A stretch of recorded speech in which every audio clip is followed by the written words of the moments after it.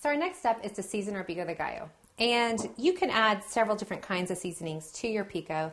Some people like to add garlic salt or fresh garlic or fresh jalapeno or dried jalapeno to our pico de gallo. But I like just the flavors that we have here. I like a nice pure flavor. And so all we really need to do now is add our salt. So I'm going to add about a tablespoon or maybe 2 teaspoons of kosher salt and about a half a teaspoon of pepper. And the salt's really going to bring out the flavors and make them dance. And it's awesome. It's one of my favorite things. Okay, I've got that fresh ground pepper and the salt in there.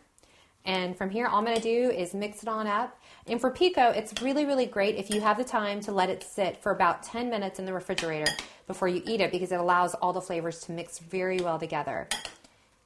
And I could just eat it like this with a spoon.